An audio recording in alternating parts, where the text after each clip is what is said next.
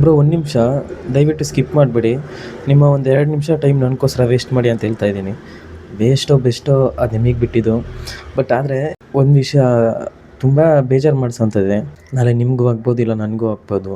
But ಹೈದ್ರಾಬಾದಲ್ಲಿ ಆಗಿರೋದು ತುಂಬ ಸ್ವಲ್ಪ ಆ ವಿಡಿಯೋ ನೋಡಿದ್ರೇನೋ ಒಂದು ಬೇಜಾರಾಗುತ್ತೆ. ಏನಾಯ್ತಪ್ಪ ಅಂತಂದರೆ, ನೈಟ್ ಟೈಮಲ್ಲಿ ಕ್ಯಾಶ್ ಆನ್ ಆರ್ಡ್ರ್ ಹಾಕಿರ್ತಾರೆ. ಡೆಲಿವರಿ ಬಾಯ್ ಫುಡ್ ತೊಗೊಂಡು ಹೋಗಿರ್ತಾನೆ.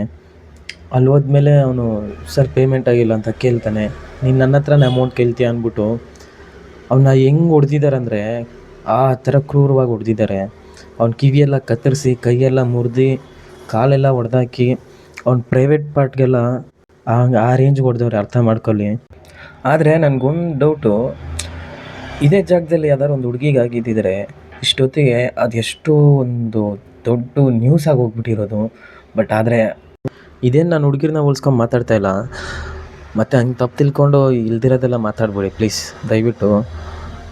ಈ ವಿಡಿಯೋ ನೋಡೋರ್ಗಿಂತ ನೋಡಿಲ್ರ ಮಾತಾಡೋರು ತುಂಬ ಜನ ಇದ್ದಾರೆ. ಬಟ್ ಅವ್ನಿಗೆ ಆಗಿರೋಂಥ ವಿಷಯ ನಿಮ್ಗೆ ಯಾವತ್ತಾರು ಒಂದು ದಿವಸ ಆದ್ರೇ ನಿಮ್ಗೆ ಅನುಭವ ಆಗೋದು. ಬಟ್ ಆದರೆ ಊರು ಬೇರೆ ಆಗಿರ್ಬೋದು, ಡ್ಯೂಟಿ ಮಾತ್ರ ಒಂದೇ.